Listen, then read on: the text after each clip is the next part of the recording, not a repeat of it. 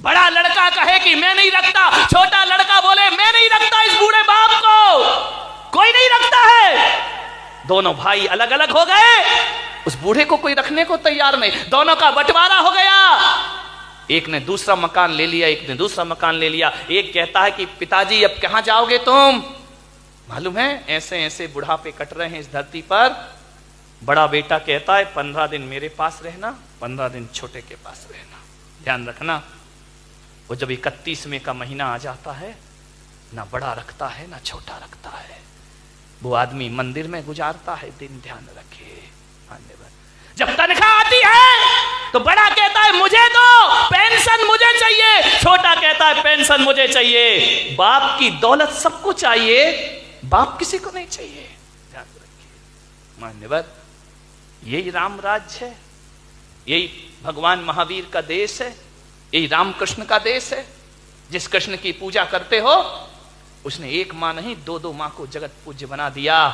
जन्म देने वाली देवकी और पालने वाली यशोदा को भी सारे जगत का सम्मान प्रदान कर दिया। विचार कर, राम जैसे बेटे जो वनवास देने वाली मां को भी अपनी मां कह करके बुलाया करते हैं। ध्यान रखिए, क्या किया है तुम्हारे माँ बाप ने तुम्हारे साथ, जो बुढ़ापे में उनके साथ दुर्व्यवहार होता है। मान्यवर, बसाओ घर, उजाड़ो मत।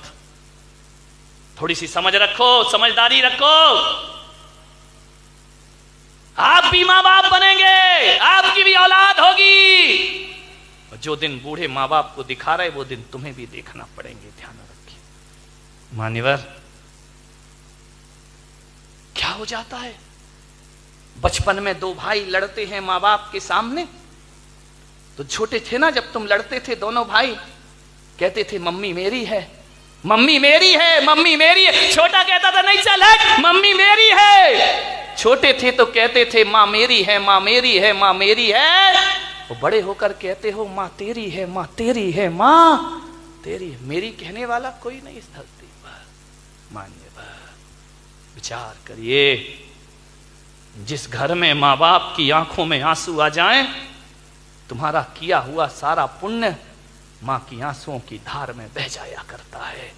कितना भी दान कर लो, कितना भी पुण्य कर लो, कितना भी धर्म कमा लो, मां बाप की आंखों में आंसू आ गए, सारा पुण्य बह जाएगा तुम्हारे मां बाप के साथ। ध्यान रखना, सब खत्म हो जाएगा। जो कुछ भी है मां बाप की बदौलत है तुम्हारे घर में। उजड़ जाती है दुनिया मां बाप के बिना। आज तुम्हें मां बाप की कीमत नहीं मालूम, उनसे पूछो जिनके मां बाप नहीं है, जार जार रोते हैं उन्हें याद करके। ध्यान रखिए मान्यवर, बहुत कीमती होते हैं माता पिता, बहुत बड़ी तपस्या होती है उनकी। एक दिन झगड़ा हुआ, इतना झगड़ा, इतना झगड़ा, इतना झगड़ा, बेचारा बूढ़ा बीमार हो गया, खांस रहा था, खकार रहा था। बहू, बड़ी बहू और बेटे में झगड़ा हो गया। बहू ने कहा देखो जी, ये तुम्हारे पिताजी से बहुत परेशान हूं मैं। पिता के कान में शब्द पड़े, लेटा है बाप दूसरे कमरे में। लड़के ने कहा तो मैं कर क्या सकता हूं? बोले इन्हें किसी वृद्धाश्रम में छोड़ दिया जाए, व्यवस्था सब अपन कर देंगे, छोड़ दो इन्हें किसी वृद्धाश्रम में। बूढ़े के कान में ये शब्द पड़े। वो रात उसके जीवन की सबसे बुरी रात थी। वो अपने मकान को देखता है कि वही मकान है जिसे मैंने अपनी मेहनत से बनाया था। औलाद का 1 रुपया नहीं लिया था, ये तो छोटे छोटे थे। ये मकान मैंने बनाया था। और जब ये मकान बन रहा था, मैं देखने आता था, तो बड़ा बेटा कहता था ये कमरा मेरा होगा, छोटा कहता था ये मेरा होगा। पापा जी तुम्हारा कमरा सबसे अच्छा होना चाहिए। कहां गए वो बच्चे? आज अपने ही घर से कहा जा रहा है कि वृद्धाश्रम में इन्हें भेज दिया जाए।